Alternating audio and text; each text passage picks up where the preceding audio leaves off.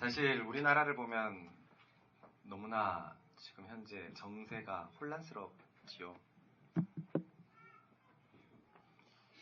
그래서 이럴 때마다 스스로에게 물어보는 게 있습니다. 이럴 때 그리스도인은 어떠한 자세로 살아가야 하는가? 밖에 나가서 외치면서 살아야 하는가? 사실 그것은 사도들을 보면 알 수 있거든요. 신약의 사도들은 가장 불의한 시대에 살았다라고 해도 과언이 아닐 텐데, 사도들은 그때에도 오직 그리스도를 위해서 살았습니다. 그리스도인은 항상 그리스도를 위해서 사는 것입니다. 성경에서도 보면 그럴 때 하나님께서 그 땅을 고쳐주신다라고 그랬어요. 그럴 때 우리가 참으로 하나님의 뜻대로 살아갈 때.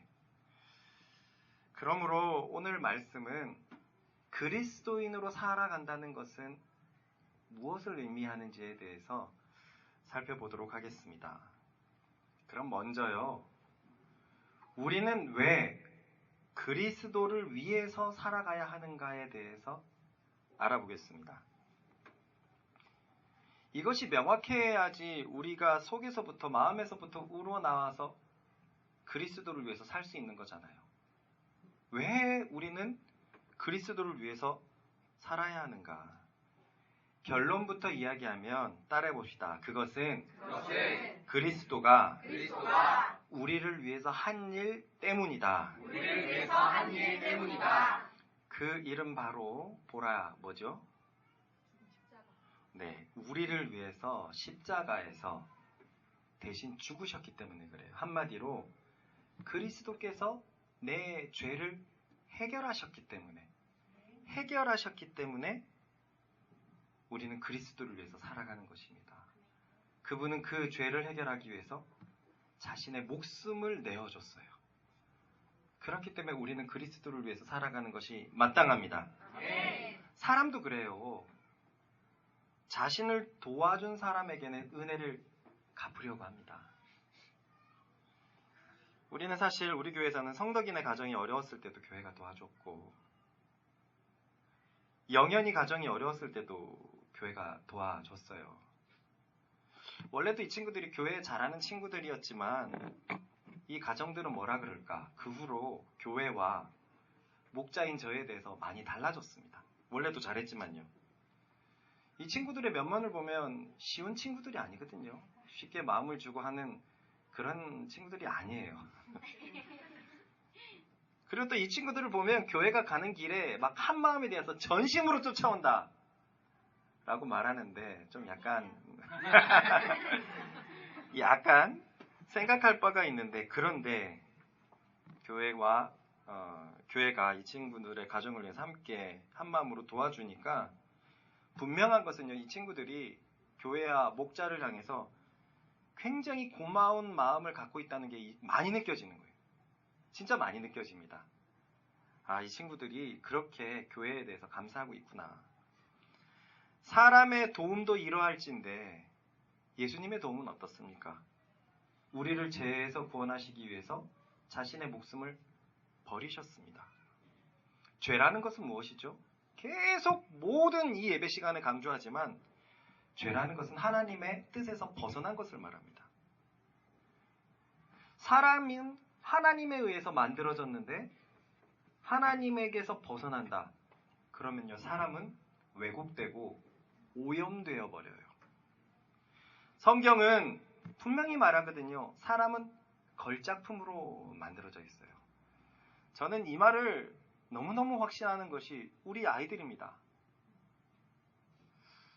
제가 사랑의 마음이 있어서 그런 걸까요? 아이들 한 명 한 명이 너무 귀하고 빛나 보여요. 이 아이들이 이렇게 사랑을 받으면 이 세상 속에서 어떻게 살아갈까? 원래 사람은 이렇게 귀하게 만들어졌는데, 그런데 죄가 사람을 오염시키고 왜곡시켜 버려서 어그러진 인생으로 살아가게 되었습니다. 그럼 죄를 짓는 사람은 어느 정도 있을까요? 그것은 모두 다입니다. 사람이라면 100% 죄를 졌어요. 왜냐? 죄는 유전되기 때문입니다. 저는요 40대 초반에 한번 쓰러졌어요. 건강할 줄로만 알았는데 병원에 가서 종합검진을 받다가 혈압 수치가 너무 높아가지고 220에 140이 나왔거든요. 그래서 정밀검진을 받아보니까 이 오른쪽 대동맥, 흐르는 대동맥이 70%가 막혀 있었던 거예요. 혈관이. 그래서 여기 막고 있는 거를 혈전이라고 하는데 그 혈전이 피가 계속 흐르니까 혈전 쪼가리가 딱 떨어져 나가고 혈관을 돌다가 뇌를 탁 건드렸나 봐요. 뇌신경을. 그렇게 저는 쓰러져 버렸고 병원에 간 겁니다. 의사분에게 물었죠. 이게 뭐 때문에 그런 거냐. 그랬더니 젊은 사람은 이럴 수 없다는 거예요.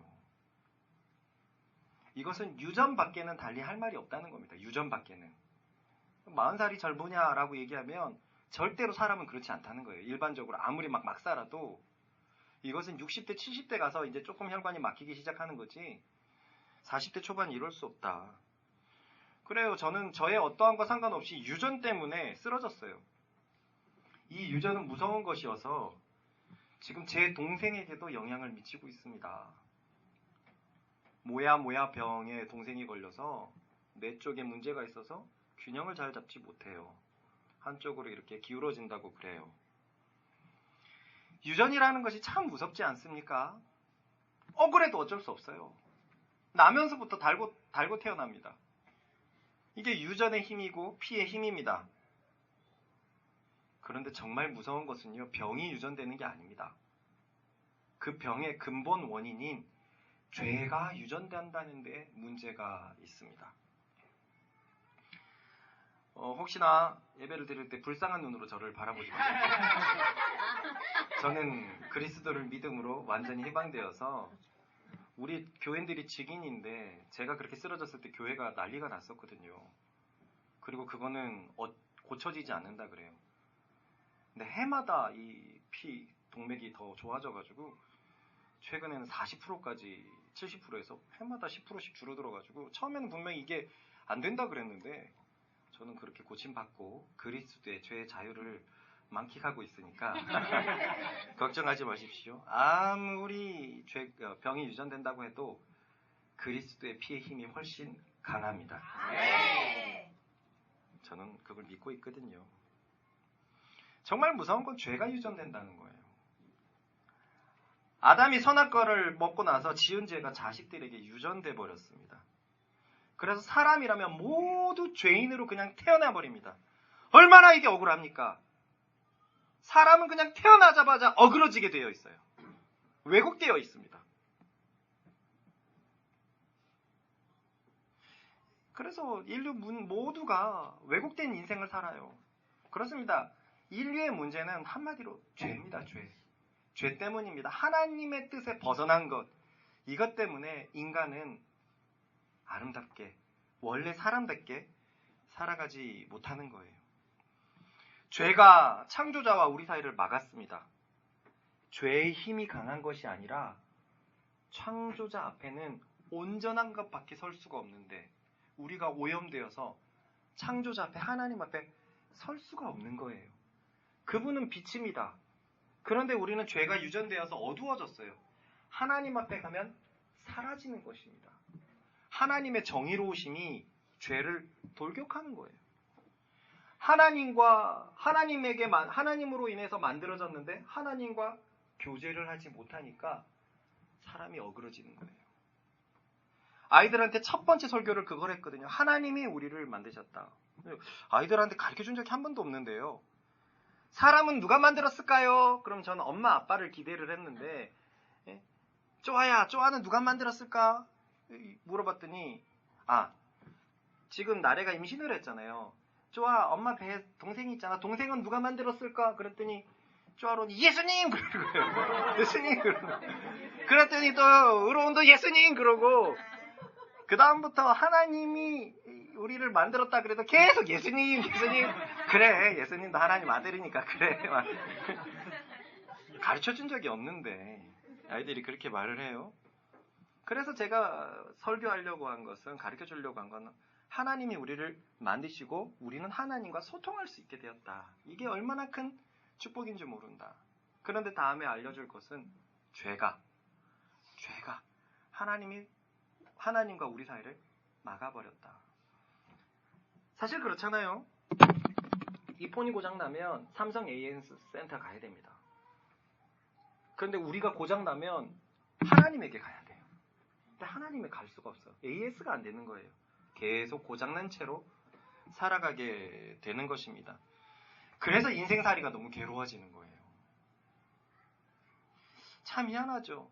나이를 먹으면 먹을수록 인생살이가 괴롭습니다. 그 죄 때문에 우리는 하나님 앞에 설 수 없으니까 절대로 스스로 행복을 찾을 수 없는 존재가 되었어요. 저마다 세상은 이게 행복이다 라고 말하지만 강남에서 살고 한강 뷰가 있고 세계 여행을 다니고 좋은 차를 타고 이게 행복이다 라고 얘기하지만 안개와 같습니다. 우리 부모님들은 자식이 성공하고 대기업을 다니고 선물도 하고 효도도 하고 용돈도 많이 주고 이게 행복이다 라고 하지만 사실 안개와 같습니다. 이 모든 것이 죄 때문에 잠깐의 쾌락은 주어질지 모르지만 진정한 행복에는 도달할 수 없게 되었습니다. 그래서 우리를 만드신 하나님은 결정하셨습니다. 우리를 구원하시기 위해서 당신의 아들을 사람이 되게 하도록 결정하신 것입니다. 사람이 되게 해서 사람 사이에 있는 문제, 그 죄를 해결하시려고 한 것입니다. 사람이 되어야 하는 이유는 분명했습니다. 인간의 문제는 인간이 해결해야 되기 때문에 만약 인간의 문제를 하나님께서 스스로 해결해버린다면 그건 반칙이 되는 거예요. 아이고 아담이 죄를 지었네? 없던 것으로 하자 하고 리셋하고 다시 짓는다면 하나님은 더 이상 의롭지 않는 괴팍한 절대자가 되고 세상은 엉망진창이 될 겁니다. 그런데 하나님은 항상 선하세요. 항상 의롭습니다. 아름답게 만드시고 모든 것을 주셨던 하나님은, 사람에게 모든 것을 맡기셨던 하나님은 자신이 개입할 수가 없었어요. 그래서 당신의 아들을 사람이 되게 하셨습니다. 그럼 인간이 되신 예수님은, 하나님의 아들은 죄 문제를 어떻게 해결했느냐? 일평생 동안 죄를 짓지 않고 살았어요. 이것이 어떻게 가능했느냐? 아까 말한 것처럼 모든 인간은 죄가 유전되는데 여기에 하나님의 신비가 있습니다. 성육신이라는 말을 들어봤을 거예요. 하나님의 아들이 성육신 되었다. 이것은 무엇이냐면 성령으로 인해서 육신이 되었다라는 뜻입니다. 쉽게 얘기해서 남자의 씨를 받아서 인간이 된 것이 아니라 성령의 씨를 받아서 인간이 된 거예요. 이거를 성육신이라고 얘기하는 겁니다. 그래서 예수님에게는 죄가 유전되지를 않았어요. 남자와 여자 속에서 태어난 것이 아니라 여자의 몸을 빌려 성령의 씨로 태어났기 때문에 그렇습니다. 이것이 하나님의 신비죠. 하지만 그렇다고 모든 게 끝이 아니에요. 예수님은 죄 없이 태어날 뿐이었지 자신의 의지로 얼마든지 죄를 선택할 수 있었습니다. 완전히 사람이 됐거든요. 이 교회 다니면서 저는 이걸 나중에 알았어요. 예수님이 하나님의 아들이기 때문에 이 땅에 오셨을 때 하나님의 능력이 그에게 그대로 있는 줄 알았어요. 아닙니다. 성경을 보면 절대로 그렇지 않아요. 그건 반칙입니다. 예수님은 완전히 인간이 되셔서 하나님을 비우시고 완전히 인간으로만 살아가셨습니다. 똑같은 인간이에요. 똑같이 죄에 대해서 노출되었고, 어떤 사람은 이렇게 말할 수도 있습니다. 그러면 예수님이 보여준 그 하나님의 능력은 무엇입니까? 그건 다 인간으로 하신 거예요. 인간의 믿음으로 성령 안에서 행한 것이고 그거와 똑같은 기적들을 그래서 사도들도 할 수 있었습니다. 하나님이 하신 게 아니에요. 하나님의 힘으로 무리를 걸으신 게 아닙니다. 하나님의 힘으로 죽은 나사렛을 세운 게 아닙니다. 인간의 믿음으로 했기 때문에 바울도 죽은 유두고를 살릴 수 있었어요. 오로지 사람으로 오신 거예요. 만약 그가 예수님께서 하나님으로 존재했다면 마귀는 어김없이 당신은 불의합니다. 왜 인간 세상에 개입합니까? 그랬을 겁니다. 예수님은 우리를 위해서 철저히 인간이 되셨습니다. 그러니 예전에 어릴 때는 그랬어요. 하나님의 아들이라고 들어서 십자가도 안 아플 줄 알았어요. 뭐 아프긴 하지만 너무 아프네. 하나님의 능력 비용 해가지고 전 그런 줄 알았어요. 아닙니다. 우리와 똑같은 인간이셨고 똑같이 죄에 노출되어 있었어요. 하지만 본인이 스스로 의지로 죄를 선택하지 않고 하나님의 말씀을 쫓아 살기를 결정하셨습니다. 그렇게 예수님은 늘 하나님과 동행하면서 아담과 같은 실수를 저지르지 않았어요. 문제는 이런 예수님을 사단이 가만히 놔둘 리가 없었습니다. 사실 히브리서를 보면은요, 사단을 창조한 자가 예수님이에요. 히브리서를 보면 천사를 창조한 자가 예수님이라고 나오거든요. 사단은 다 알다시피 타락한 천사 아닙니까? 그런데 사단은 하나님께 반역을 하다가 그 하늘에서 떨어졌단 말이에요. 그리고 요한계시록을 보면 언제든지 하나님과 맞붙을 생각을 하고 있습니다. 하나님을 괴롭히려고 합니다. 자신을 빛의 나라에서 떨어뜨린 그 하나님께 이를 갈고 있어요. 그런데 어느 날 하나님의 아들이, 아니 자신을 창조한 자가 세상에 연약한 사람으로 온 겁니다. 자신보다 약한 사람으로 온 거예요. 이걸 가만히 둘 수가 없었습니다. 그래서 사단은 예수님을 죽이려고 했어요. 왜냐하면 사단은 죽음의 왕이거든요. 여기서 알아둬야 할 것이 있습니다. 육신의 죽음은 끝이 아닙니다. 끝이 아니에요. 우리 인생을 많이 사신 부모님들, 과연 죽음은 아무것도 없다고 생각하십니까? 흙으로 돌아가고 아무것도 없다고 생각하세요? 그렇기 위해서 인생을 6, 70년을 사셨습니까? 살면서 보십시오. 인생은 얼마나 존엄합니까? 이것이 그냥 무슨 빅뱅의 이론에 의해서 진화로에 의해서 그렇게 먼지로 돌아가는 인생입니까? 아니요. 보면 볼수록 인생은 너무 존엄합니다. 육신의 죽음이 끝이 아니에요.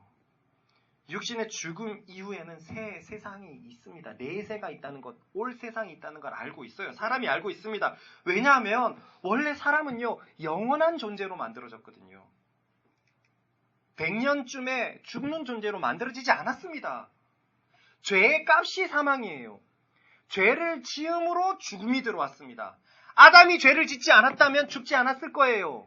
사단이 십자가에 못 박지 않았다면, 예수님을 못 박지 않았다면 예수님은 영원히 살았을 것입니다. 죄의 값이 사망이에요. 이 말씀을 받아들이십시다. 예수님이 십자가에 달리시지 않았다면 그는 영원히 살았을 거예요. 죄가 없으면 안 죽습니다. 죄 때문에 죽음이 왔어요. 그렇기 때문에 원래 우리가 영원한 존재로 만들어졌기 때문에 이것이 전 세계 34,000 민족들이 모두 내세 사상을 믿고 있는 이유가 됩니다. 정말 희한하죠. 어떻게 34,000개의 모든 민족이 전부 다 종교를 믿고 있어요. 종교를 믿지 않는 민족은 하나도 없습니다. 하나도 없습니다. 가장 늦게 발견된 저 솔로몬 제도에 있는 저 1500년 시기에 발견된 거기에서도 신전이 나왔어요. 누가 가르쳐주지도 않았는데 죽음 이후에 세상이 있다는 것을 사람들은 알고 있어요. 하나님이 그렇게 만들어놨거든요. 영혼을 알만하게 만들어놨거든요. 그래서 할머니 할아버지들에게, 할머니 정말 죽으면 아무것도 없다고 생각하세요? 점점 말하기가 두려워집니다. 죽음 이후에 세상이 있습니다. 이때 죄를 지은 자들은 모두 지옥으로 가게 되고, 이 지옥의 왕이 바로 사단입니다. 사단은요, 예수님이 다시 오셔서 온 세상을 심판하실 때까지 지옥의 왕입니다. 그때까지만 지옥의 왕이에요. 그러나 예수님이 다시 오셔서 심판을 하신다면 사단과 그의 졸개들과 예수님을 믿지 않는 모든 자들이 두 번째 사망, 영원한 무적행 속에서 영원히 고통받을 거예요. 그 전까지는 사단은 지옥의 왕입니다. 그래서 연약한 사람이 된 예수를 죽이려고 한 거예요. 자신의 권세 아래 두려고 한 것입니다.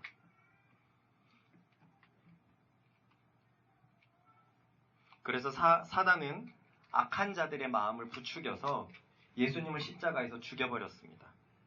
그렇게 예수님은 죄 하나 없이 죽임을 당하신 거예요. 그런데 여기에 사단의 결정적인 큰 실수가 있었어요. 예수님은 죄가 없는데 죽어버린 것이었어요. 계속 말하지만 죽음이라는 것은 죄 때문에 생긴 것인데 예수님은 죄 없이 죽어버렸어요. 이것은 말 그대로 죄를 짓지 않았는데 억울하게 감옥을 간 것과 똑같습니다. 죄 없는데 죄 있다고 생각해갖고 감옥에 잡아갔는데 알고 보니까 죄가 없던 걸로 판명이 났어요. 그래서 의로우신 재판관이신 하나님께서는 죄 없는 예수님을 지옥에서 합법적으로 꺼내셨습니다. 합법적으로 꺼내셨어요.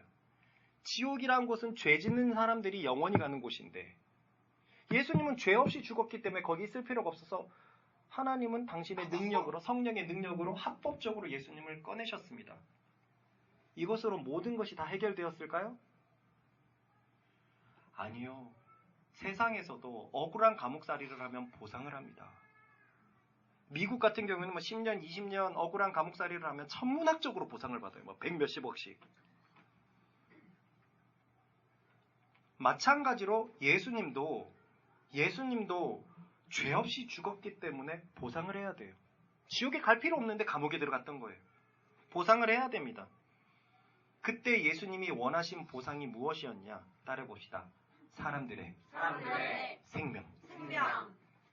자신이 무고하게 생명을 흘려서 죽었기 때문에 예수님은 다른 사람들의 생명을 요구한 것입니다. 합법적입니까? 가능하죠. 우리도 그렇잖아요. 우리도 슈퍼에 가가지고 2만 원을 냈는데 10,000원어치만 어떻게 계산을 잘못해가지고 10,000원어치 제품만 사가지고 왔어요. 그럼 10,000원이 남았습니다. 그러면 내 친구가 내 동의하에 그 10,000원을 거기서 쓸 수가 있어요. 맞지요? 네. 예수님도 죄를 짓지 않아서 죽을 필요가 없었는데 영원히 살아야 되는데 억울하게 죽음을 당하셨으니까 생명이 남았던 거예요. 그래서 예수님은 생명을 보상으로 요구했습니다. 어느 정도로 요구했냐면요. 모든 인류의 생명을 보상으로 요구했어요. 저는 과거에 이게 이해가 안 됐어요. 예수님은 한 명의 목숨인데 그럼 한 명 살려야지 왜 모든 사람의 생명을 요구할 수가 있지? 나중에 알았습니다. 예수님은 그냥 한 명의 목숨이 아니었다는 거예요. 세상도 그렇게 억울하게 갇혔을 때 그 사람의 가치에 대해서 값을 매기는 거 아십니까? 젊고 유망하고 이러면 보상이 훨씬 더 나와요. 그러나 나이가 들고 세상에서 변변치 않으면 보상이 작습니다. 그럼 예수님의 생명의 가치는 무엇이냐? 모든 사람 중에 죄를 짓지 않는 유일한 생명의 가치예요. 역사상 인류 전체가 해결할 수 없는 죄의 문제를 유일하게 해결할 수 있었던 생명의 가치였습니다.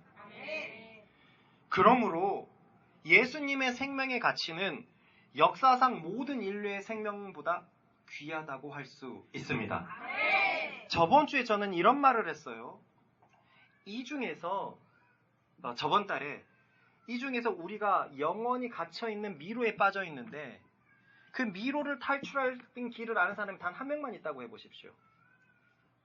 그 한 명이 죽으면 모두가 죽어요. 그러나 그 한 명이 산다면 모두가 살 수 있습니다. 그래서 그 한 명의 가치는 다른 사람의 한 명의 가치와 달라요. 해결할 수 있는 가치예요.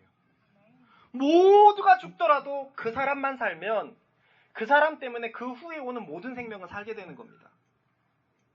예수님은 죄를 짓지 않는 유일한 인간의 가치였어요. 유일한 인간의 생명의 가치였어요.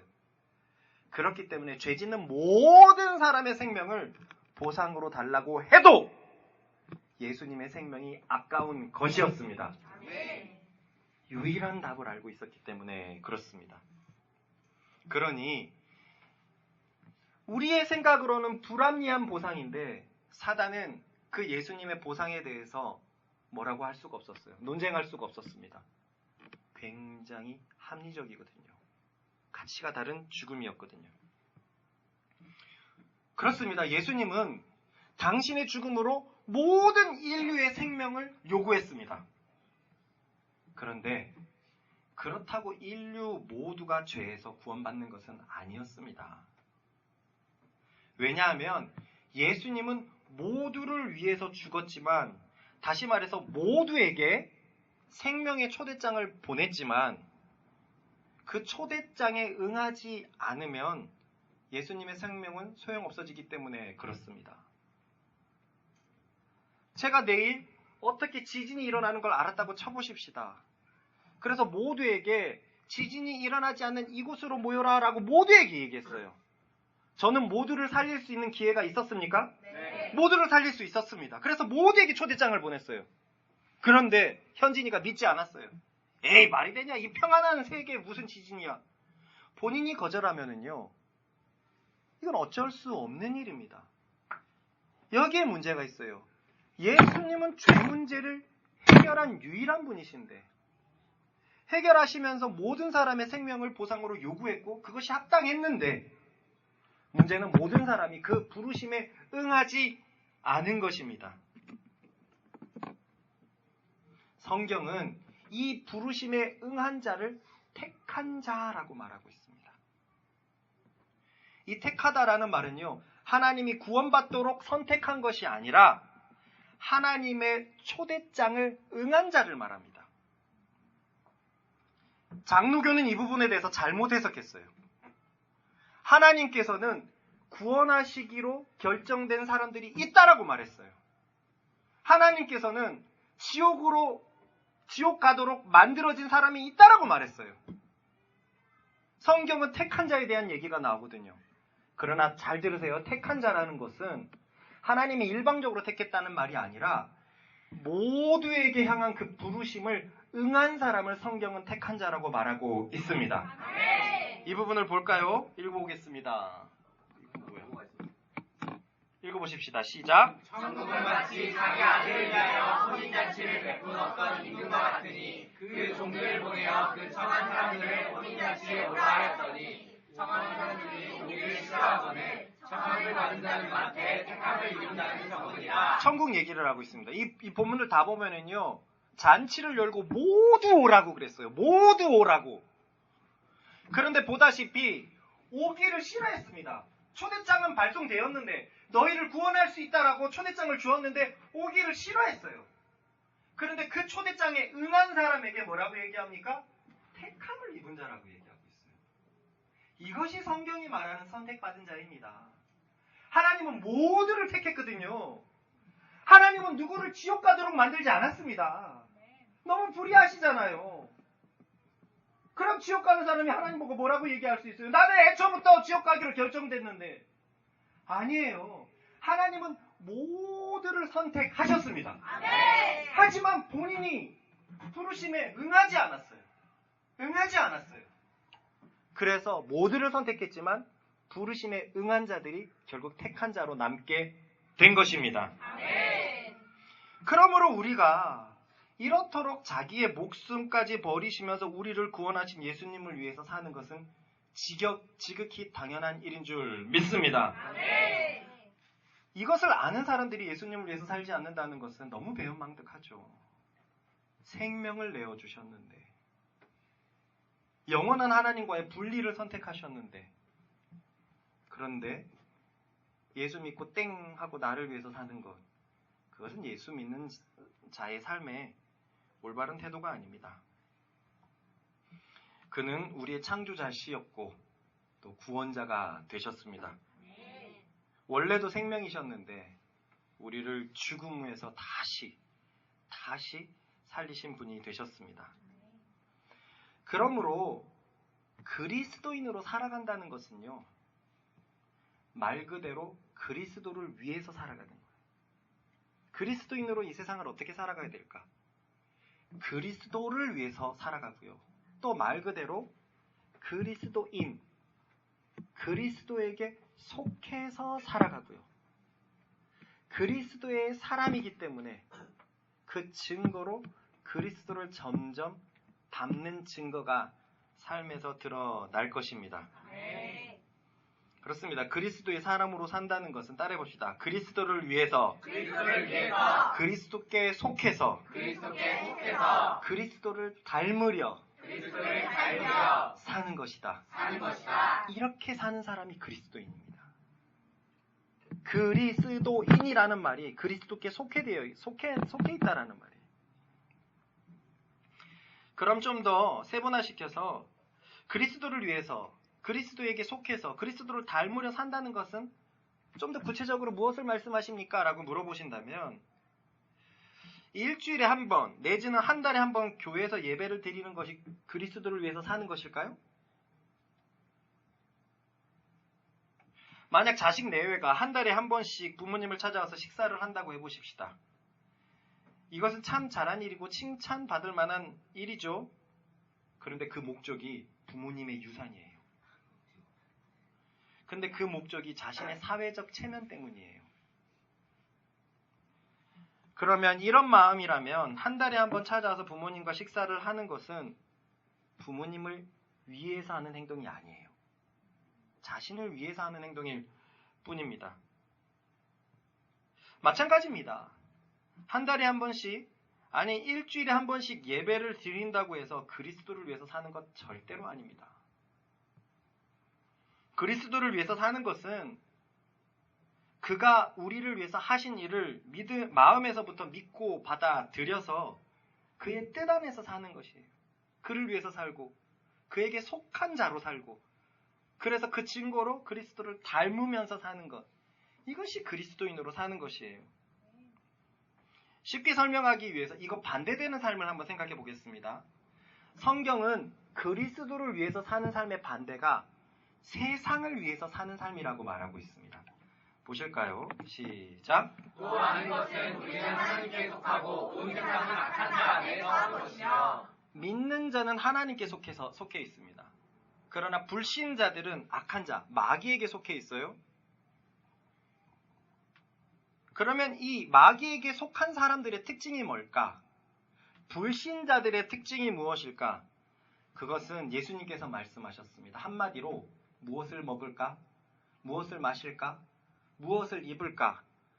의식주 고민을 하면서 사는 삶이 불신자들의 특징이라 그랬어요.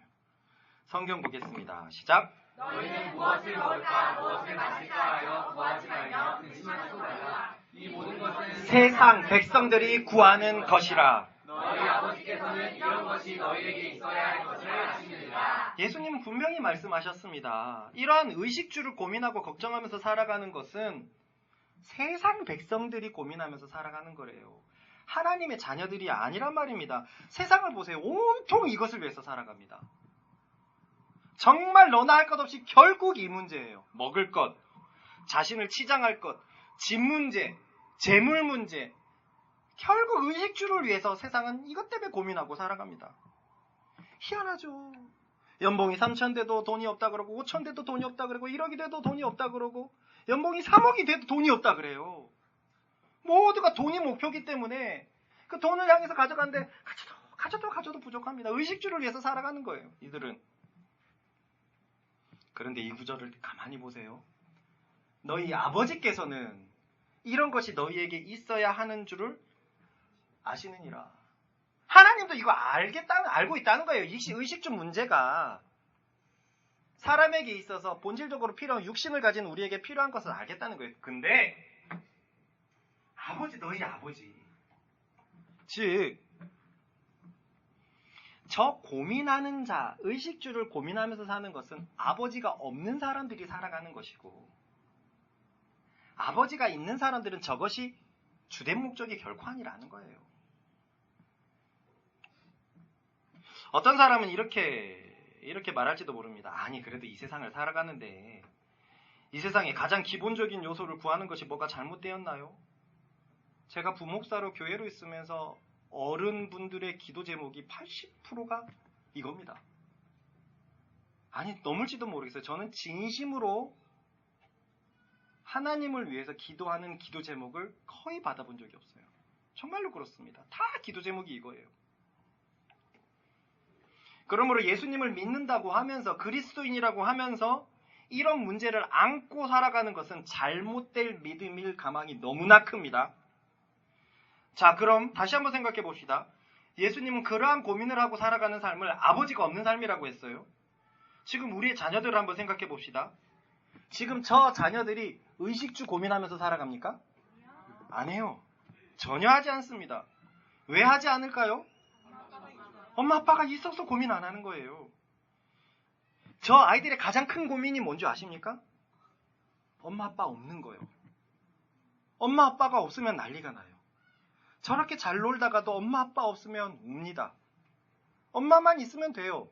아빠만 있으면 돼요. 아무리 불안한 곳에 가더라도 가족들과 같이 있으면 엄마 아빠 품에 있으면 괜찮아요.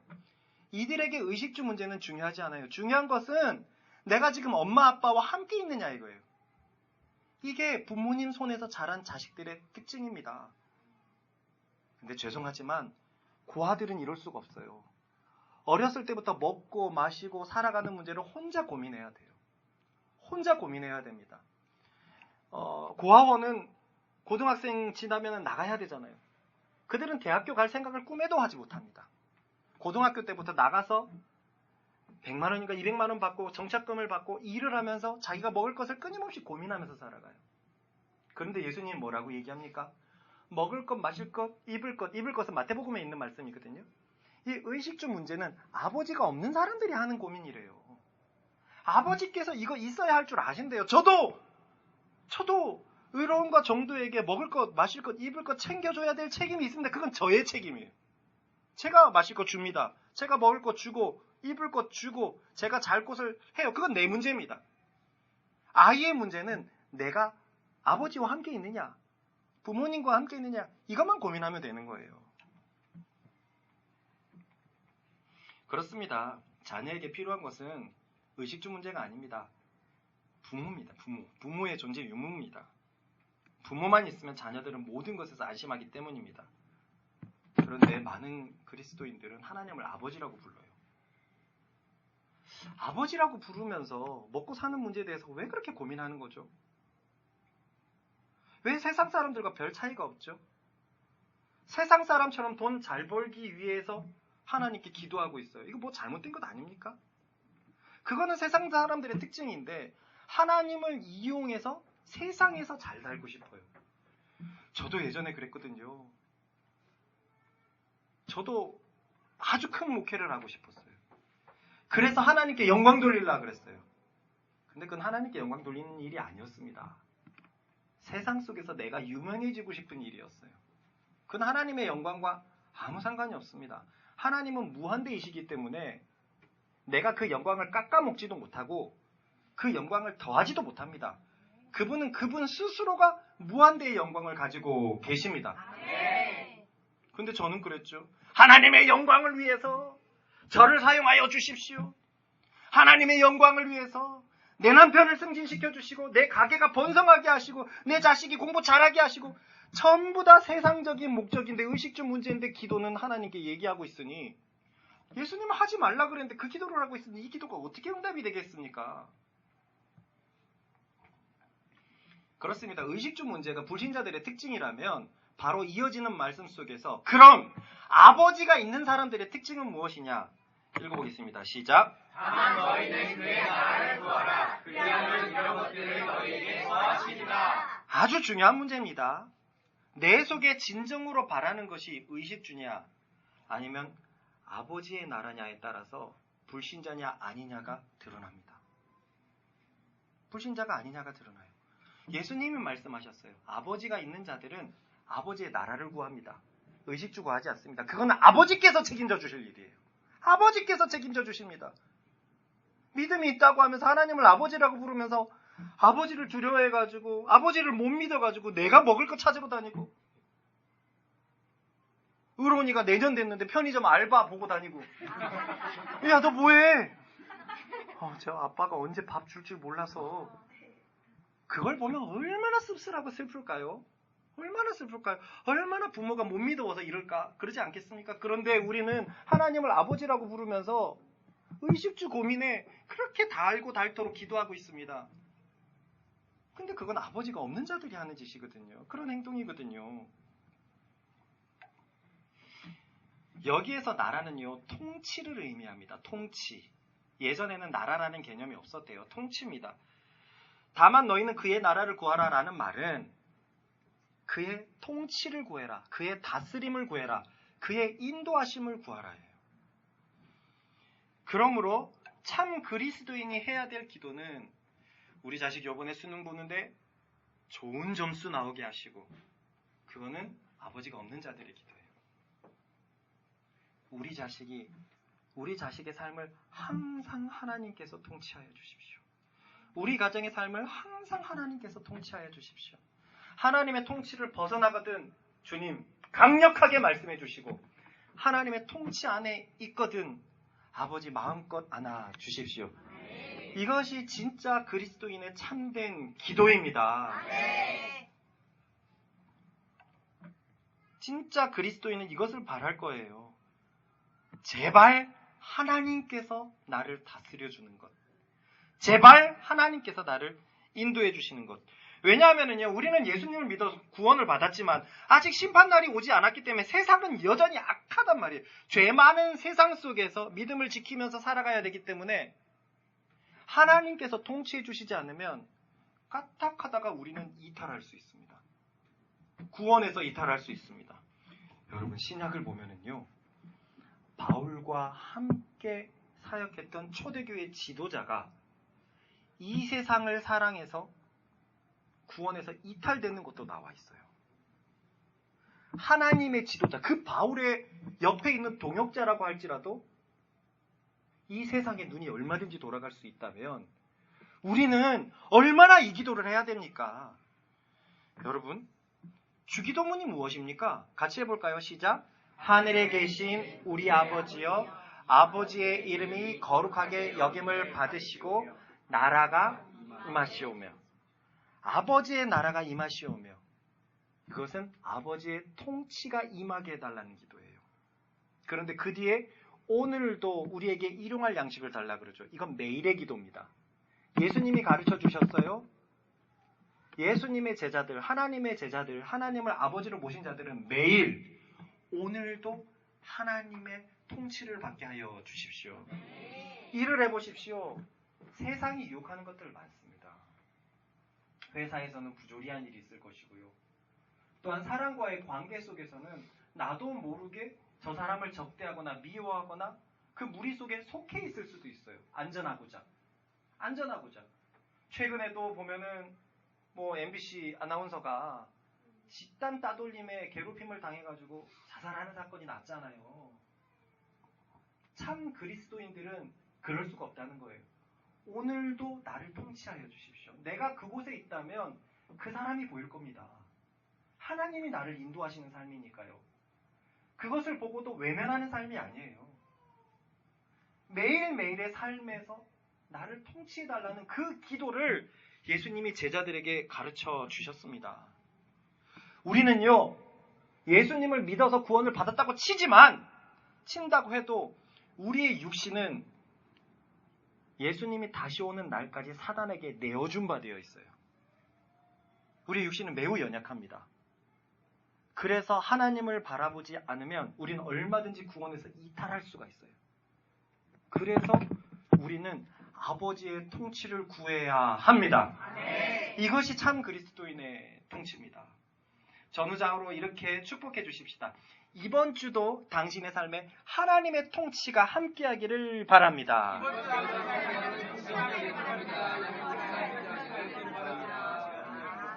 그런데요, 이게 축복기도 같지만 얼마나 많은 사람들이 이것대로 안 살아가는지 모르겠어요. 얼마나 많은 교인들이 세상과 더불어 살아가려는지 모르겠습니다. 이 세상 속에서도 잘 살고 싶어요. 그리고 예수님도 잘 믿고 싶어 해요. 절대로 양립할 수가 없습니다. 에이, 목사님, 성경에는 부자도 예수 잘 믿는 사람 있잖아요. 그의 목표는 부가 아니에요. 예수님을 잘 믿었고 예수님의 뜻 안에서 그가 부를 이룬 것이지 그의 목표는 부가 아니에요. 히브리서 11장에 보면은요. 칼에 피한 것도 응답이고 칼에 찔린 것도 응답이라고 되어 있어요. 이게 왜 맞냐면은요. 우리의 목표는 땅에서의 무엇이 우리의 목표가 아니기 때문입니다.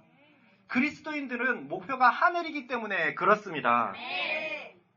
그런데 세상 속에서도 잘 살아가고 품위를 지키는 그리스도인이 되려고 해요. 그런데 기억하십시오. 참 그리스도인들은 하나님과 세상을 겸하여 섬길 수 없습니다. 다음 성경을 읽어봅시다. 시작. 세상과 벗된 것이 하나님과 원수됨을 알지 못하느냐. 그런즉 누구든지 세상과 벗이 되고자 하는 자는 스스로 하나님과 원수되는 것이니라. 세상은 아까 말 그대로 의식주입니다. 돈 많이 벌어야 되고 명품 옷 입어야 되고 좋은 차 타야 되고 큰 집 살아야 되고 이것이 성공이고 이것이 복음이라고 얘기를 해요. 그런데 많은 교인들이 그 복음도 받아들이고 있습니다. 그래서 그 복음을 가지고 예수님 앞에 기도를 하고 있어요. 그러니 우리가 정말 그리스도인이라면 우리의 마음을 점검해 보십시다. 난 그리스도를 위해서 살아가는가? 난 그리스도께 속하여 살아가는가? 그래서 내 속에 그리스도를 닮은 증거가 쌓이고 있는가? 결국 돈을 위해서 살아가는 것이라면 세상의 평안, 세상의 명예, 세상에서 어느 정도의 위치를 위해서 살아가는 것이라면 하다못해 육신의 가족을 위해서 살아가는 것이라고 해도 이 모든 것은 세상적인 것입니다. 그것은 세상 사람들이 살아가는 방식이자 특징이란 말입니다. 그동안 참 많이 보여드렸잖아요. 나와 내 복음을 위하여 재물과 가족을 버리는 자들이 내 나라에 합당하다라는 거예요. 육신의 가족을 위해서 살아가는 것도 세상적입니다. 이 땅에서 무언가를 추구하려는 것이 잘못됐다는 말이에요. 이게 성경의 가르침입니다. 그런데 우리는 얼마나 왜곡되었는지 믿음 좋은 장로님의 자녀가 아빠 나 공부 열심히 해서 의사 될 거예요. 야 좋게 받아들입니다. 아빠 나는 진짜 공부 열심히 해서 재벌 될래요. 좋게 받아들입니다. 아빠 난 진짜 열심히 해서 사도가 될래요. 그런데 다 머뭇거립니다. 이거 진짜 잘못된 거예요. 영원한 세상이 있고 천국이 있다 그러면 사도가 되려고 하는 사람들은 그런 아이가 그런 마음을 먹었다면 두 팔을 벌려 박수 쳐줘야 됩니다. 그래서 내 자식이 사도가 되어서 영원토록 살아가고 천국에서 그런 상급을 받는다는 것은 분명히 부모에게, 육신의 부모에게도 돌아올 상급이 있을 거거든요. 그런데 우리의 눈이 세상에 맞춰져 있으니까 선교사가 되겠다 그러면 말리고 싶고 복음을 전한다면 말리고 싶고 성경만 쫓아 산다고 한다면 말리고 싶고 그렇습니다. 과연 천국을 정말로 믿는 사람들이 이런 생각을 할 수 있을까요? 이런 생각을 할 수 있을까요?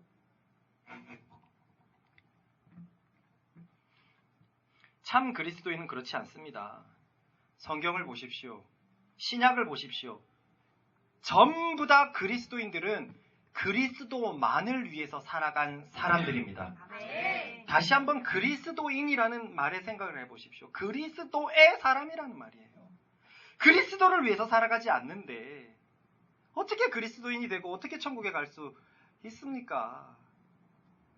일주일에 한 번 교회에 나와갖고 습관처럼 나와서 윤리적인 행동들을 하지만 내 마음이 그리스도와 상관없이 살아가고 세상이 원하는 것을 쫓아 살아간다면 어떻게 그리스도의 사람이냐고 말할 수 있냐 말입니다.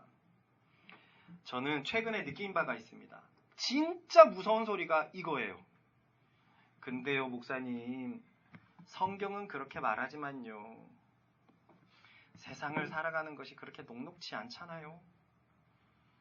저는 이 소리가 정말 무섭다고 생각하는 이유는 이 소리야말로 난 구원받지 못했어요 라는 증거의 소리이기 때문에 그렇습니다. 우리가 성경대로 살아가지 않으면 성경을 믿지 않으면 그리스도인은 대체 뭘 믿고 살아가는 거죠? 일주일에 한 번 교회 나오고 그리스도의 많은 명령 중에서 한두 가지 순종하면서 나는 좋은 그리스도인, 세상에서도 하나님께서 나는 복 주실 거야. 성경대로 살아가지 않는데, 예수님이 자신이 말씀이고 자신이 진리라고 했는데 그대로 살아가지 않는데, 과연 심판날에 그 심판대 앞에서 우리는 이렇게 말할 수 있을까요? 예수님, 제가 비록 성경이 말하는 대로 살아가지는 못했지만 교회는 그래도 꼬박 갔잖아요. 와, 그게 진짜 해당될까요? 말씀대로 살아가지 않는 사람이, 그리스도대로 살아가지 않는 사람이 어떻게 그리스도의 왕국에서 영원히 살아갈 수 있죠? 예수님은 분명히 이렇게 말할 것 같습니다. 교회에 일주일에 한 번 나간다고 구원받을 수 있다는 성경 구절을 가지고 와봐라. 성경 구절을 가지고 와봐라. 그렇게 해도 너처럼 살았는데도 천국에 갈 수 있다는 성경 구절을 가져와봐라. 저는 예수님 믿었는걸요? 네가 믿었다는 증거를 가지고 와봐라. 믿었으면 의식주 고민하지 않고 나의 통치를 구했을 것인데 그 증거를 가져와봐라. 네가 네 자식들에게 하나님의 통치대로 살아야 된다라고 말했다는 증거를 가져와봐라. 너가 교회 다녔고 교회에서 예배를 드렸고 어느 정도 봉사를 했을지 몰라도, 아니 그런 거 말고 네가 진짜 네 마음으로 나를 위해서 살았다는 그 증거를 가지고 와봐라. 네가 나를 사랑한 그 증거, 말씀대로 살았다는 그 증거를 가지고 와봐라. 예수님 말씀은 성경에 그렇게 적혀 있지만요, 큰일 납니다. 큰일 납니다. 우리가 믿는 성경은 절대로 거기에 구원이 열려 있지 않아요. 우리가 믿는 성경은요, 굉장히 편협하거든요. 하나님의 뜻대로 사는 자, 말씀대로 사는 자, 그런 사람만 하나님께 속한 사람이요 구원받는 자라고 말하고 있습니다. 읽어보겠습니다.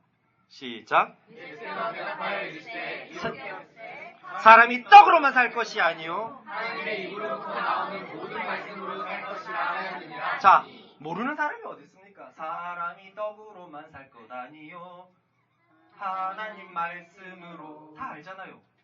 말씀으로 살아야 된대요. 떡을 구하면 안 된답니다. 떡으로만 사는 게 아니에요. 의식주잖아요. 말씀으로 살아야 된대요. 다음입니다. 시작. 하나님께 속한 자는 하나님의 말씀을 듣나니 너희가 듣지 아니함은 하나님께 속하지 아니하였으리라. 굉장히 무서운 말씀이죠. 예수님, 성경에는 그렇게 적혀 있지만요, 너희가 순종하지 아니함은 너희는 하나님께 속한 자가 아니었다. 하나님께 속하지 않은 사람은 말씀이 들리지 않습니다. 하나님께 속한 자만 하나님의 말씀을 듣는다고 말하고 있습니다. 또 성경을 볼까요? 시작. 예수께서 대답하여 이르시되 내 어머니와 내 동생들은 곧 하나님의 말씀을 듣고 행하는 이 사람들이라 하시니라. 예수님의 친가족들이 왔어요. 그래서 누군가가 안내해 줬습니다. 예수님, 엄마가 왔고 친동생들이 왔습니다. 근데 누가 내 엄마고 누가 내 친동생이냐? 하나님의 말씀을 듣고 행하는 이 사람이 내 가족들이다.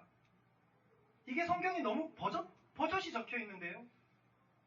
듣고 행하는 사람이 영원한 천국에 갈 수 있다고, 예수님의 가족으로 영원한 천국에 갈 수 있다라고 얘기를 하는데요. 듣고 순종하는 사람은요.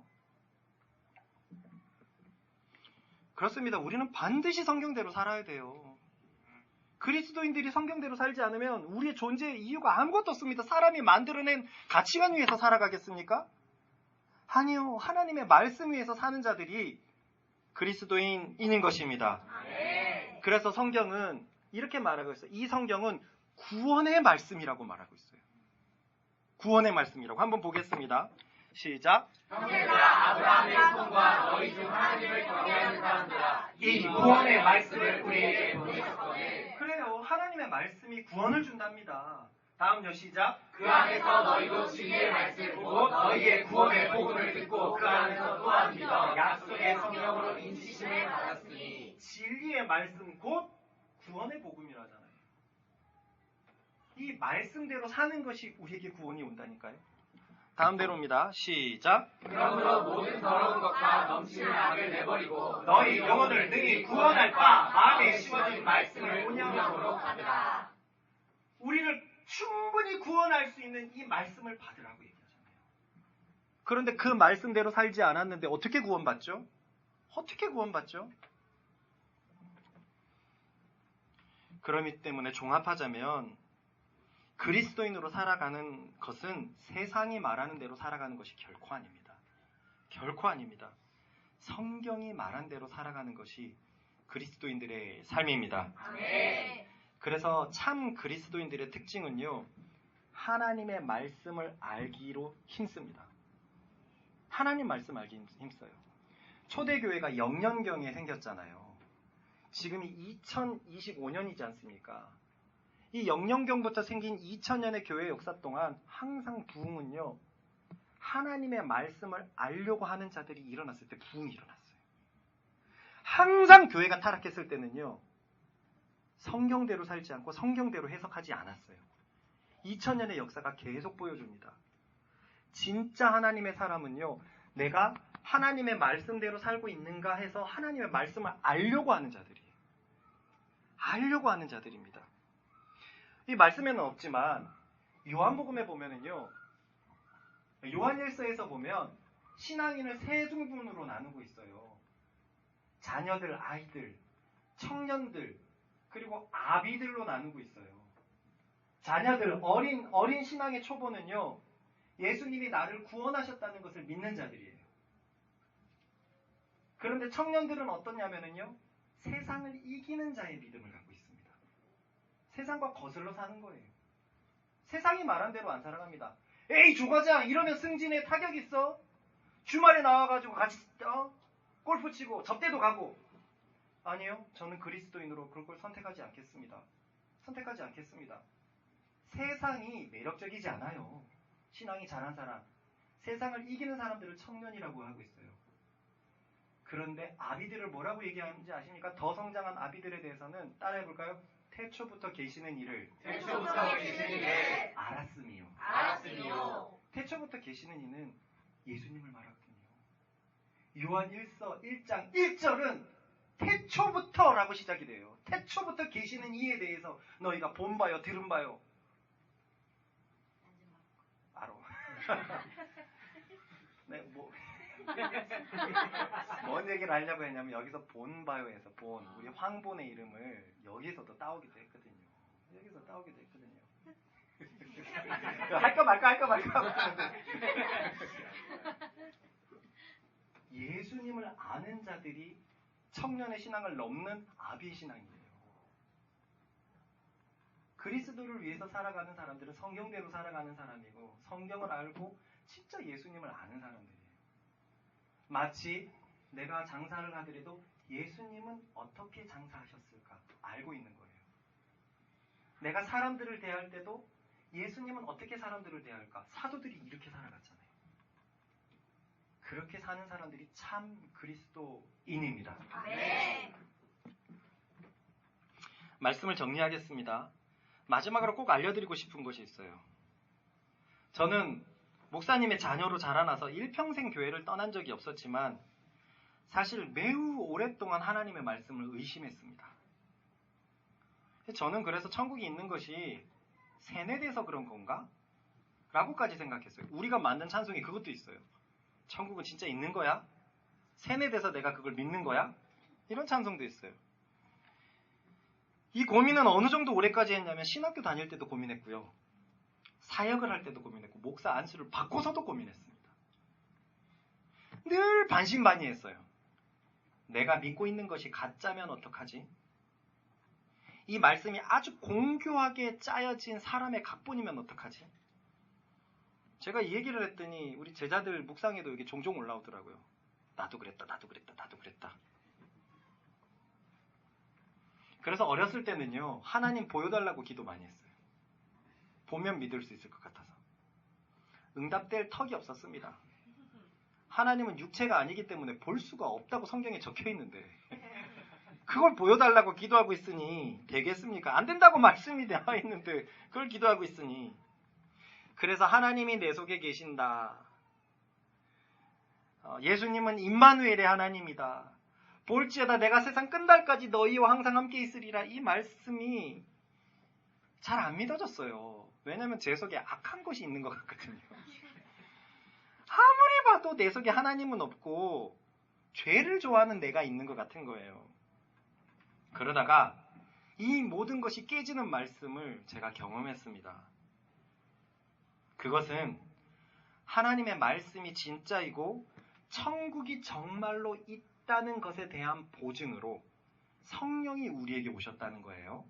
일단 한번 읽어보십시다. 시작. 참으로 이 장막에 있는 우리가 짐진 것 같이 탄식하는 것은 걷고자 함이 아니요 오히려 더 입고자 함이니 죽은 것이 생명에 삼킨 바 되게 하려 함이라. 곧 이것을 우리에게 이루게 하시고 보증으로 성경을 우리에게 주신 이는 하나님이시니라. 쉽게 얘기해서 천국에 대한 삶을 얘기하고 있어요. 이 장막은 육신의 장막, 죽음을 얘기하고 있는데요. 이 천국이 있다라는 것을 마지막에 보면 보증으로 성령을 우리에게 주셨다라고 되어 있는데, 여기서 보증이라는 단어를 원어로 찾아보면 보증금이라는 단어와 똑같아요. 보증금.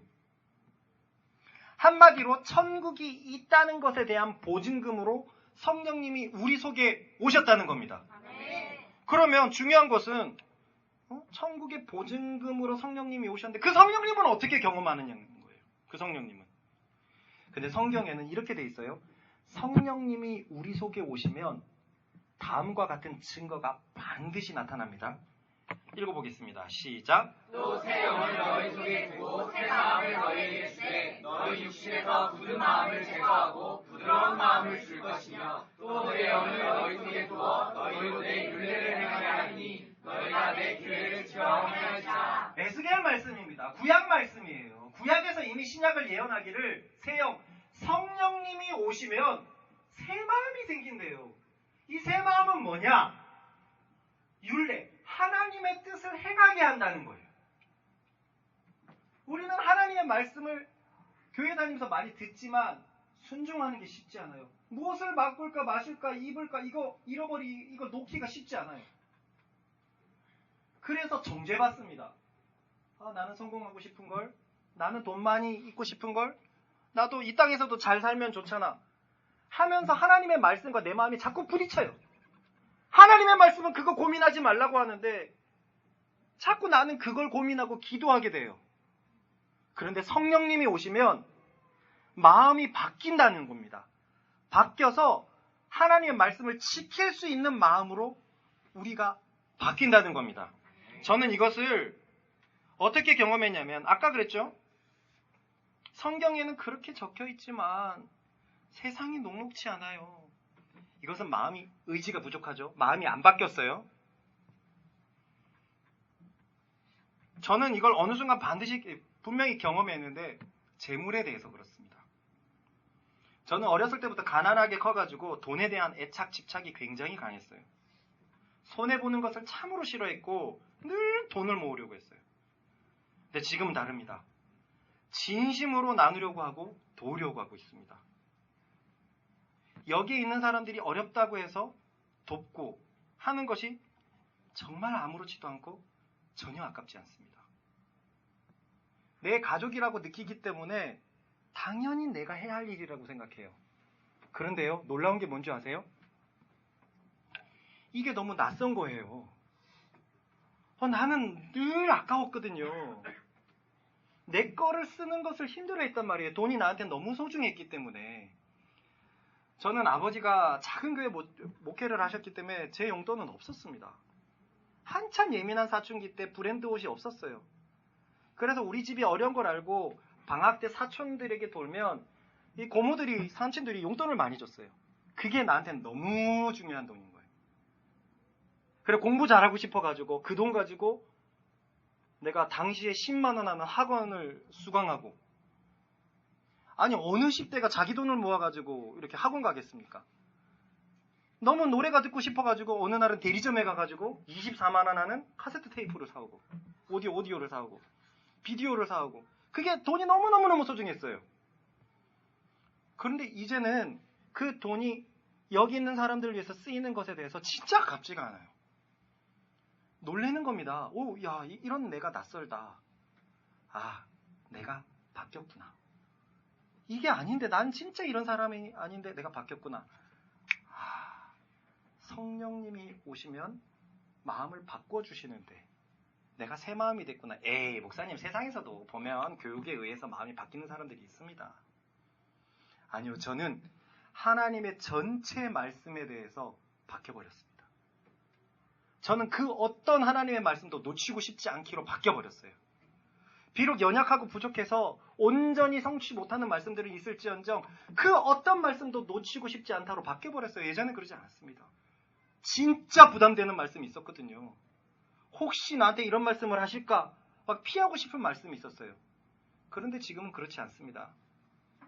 그것을 내게 해주시는 분이 하나님이시기 때문에 그 하나님이 너무나 소중하기 때문에 제가 바뀌어버렸어요. 다시 말하지만 이거는 나의 바람이 아닙니다. 저는 저를 알잖아요. 제가 바뀌어버렸어요. 성령님이 오셔서 제 마음이 바뀌어버린 겁니다. 사랑하자. 내 몸과 같이 사랑하라. 이웃을 내 몸과 같이 사랑하라. 이걸 누가 모릅니까? 그런데 누구 성도 집사가 어려우면 선뜻 도와주기가 참으로 어렵습니다. 말씀은 알지만 내 마음이 부족해요. 그러나 참 그리스도인의 사람은 성령님께서 마음을 바꿔주십니다. 여러분, 우리가 학창 시절에 공부해야 되는 거 모르는 사람 어디 있어요? 공부를 안 해도 돼. 놀기만 하면 돼. 공부 꼴등도 이런 생각은 안 할 거예요. 의지가 부족한 것 아닙니까? 어지럽혀지는 걸 청소해야 된다는 걸 모르는 사람이 어디 있습니까? 의지가 부족한 것 아닙니까? 근데 제 마음이 바뀌었다고 생각을 해보세요. 책상에 앉으면 공부하고 싶다. 어지러운 것 보면 정리하고 싶다. 얼마나 공부 잘하겠어요? 얼마나 충성된 사람이 되겠어요? 그렇습니다. 성령님이 오시면 우리의 마음이 바뀝니다. 그래서 내가 예수님을 믿고 있나? 믿은 후로 내 마음이 정말로 바뀌었나 하면 기뻐하십시오. 성령님이 내 속에 계실 가망이 굉장히 큽니다. 이 앞에 있는 친구도 늘 그 얘기를 하거든요. 저와 비슷한 과거가 있어서 돈이 굉장히 아까웠던 친구예요. 근데 남집과 함께 살면서 이제는 처음에는 헌금하는 것도 어려웠는데 쓰는 게 익숙해졌고, 올해는 내가 어떻게 내 능력에 넘치는 직장에 가서 돈을 이렇게 많이 받나, 더 쓰고. 자기도 놀라는 거예요. 그 사람만은 압니다. 자기만은 알아요. 내가 변했구나. 인색했던 내가 어떻게 이렇게 변하지? 성령님이 오면 우리의 마음을 새롭게 하십니다. 뭘로 새롭게 하냐면 말씀에 대해서. 그러니까 이 말씀이 부담스럽고 어려운 게 아니라 참으로 예수님을 믿는 사람들은 말씀이 가까워지기 시작합니다. 여러분, 그 율법이 613가지로 적혀져 있잖아요. 그런데요, 신명기 뒤에 보면은 이런 말이 있어요. 613가지의 명령을 한 모세가 이 말씀은 어려운 것이 아니다. 이 말씀은 되게 가까운 것이다. 그러니 핑계대지 말라, 이런 말씀이 있어요. 저는 도무지 그 말씀을 이해할 수가 없었어요. 너무 어려운 말씀이 수두룩 빽빽하고 한데 어떻게 이 말씀이 가까워갖고 네 입에 가깝다라고 얘기할 수 있지? 저는 그 말씀이 너무나 멀었거든요. 그런데 그 말씀이 점점 가까워지기 시작합니다. 성령님이 오셔서 제 마음을 바꿔주셔서 말씀을 향하여 굉장히 긍정적으로 저를 바꿔놓았기 때문에 그렇습니다. 말씀이 생명이라는 걸 알아버렸어요. 말씀이 나를 죄에서 구원하시고, 구원한 걸로 끝나는 것이 아니라 삶에서 사는 동안 계속 내 삶을 구원케 하시고 생명을 풍성히 하시는 것이 말씀인 걸 알아버렸습니다. 그러다 보니까요, 말씀의 삶이 조금씩 가까워지기 시작하는 거예요.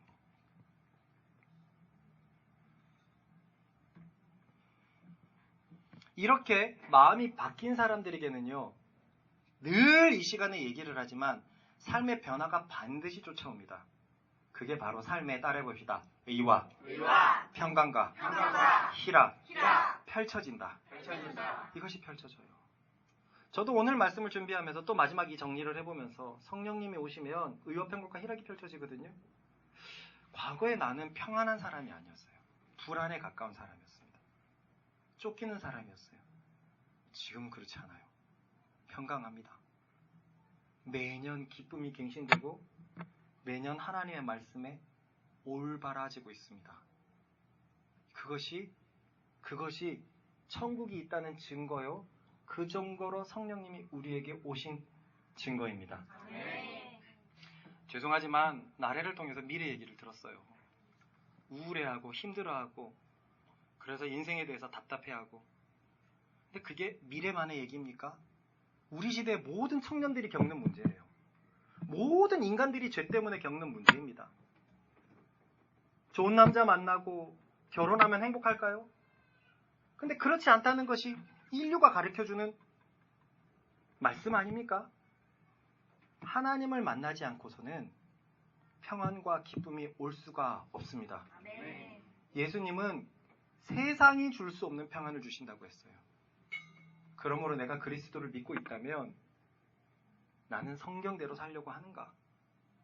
내 마음이 새로워지고 있는가? 그래서 내 삶의 평강과 기쁨과 의가 점점 풍성해지는가? 이것을 점검해 보시길 바랍니다. 아멘. 마지막으로 드릴 말씀이 있는데요. 그것은 아까 했던 말입니다. 예수님은 모두를 위해서 죽으셨지만 그 초대장은 모두에게 보내졌지만 그 초대장에 응하는 것은 개인의 선택이라는 거예요. 예수님이 모든 걸 다 하셔도 여기에 있는 한 사람이 자신의 마음을 가지고 그 예수님을 붙잡지 않으면 예수님이 이루어 놓으신 것은 우리와 상관이 없습니다. 저를 보시고 교회를 보시고 자식들을 보시고 이 말씀을 붙잡으십시오. 평안과 기쁨이 있고 생명이 있고 세상과 다른 삶을 보시고 그리스도가 말씀하시는 복음을 붙잡으시기를 바랍니다. 아멘. 붙잡으셨다면 하나님의 말씀을 알기를 더 갈망하십시다. 그 말씀은 우리에게 구원을 주실 뿐만이 아니라 생명을 풍성하게 하는 것이기 때문에 그렇습니다. 같이 기도하시겠습니다. 들은 말씀을 쭉 생각하면서 그리스도인으로 살아가는 것이 무엇일까? 나는 어떤 자세를 갖고 있나? 돌아보시면서 우리들의 마음을 그대로 하나님께 올려드리는 시간 갖겠습니다. 주여 한 번에 주같이 기도합니다. 주여!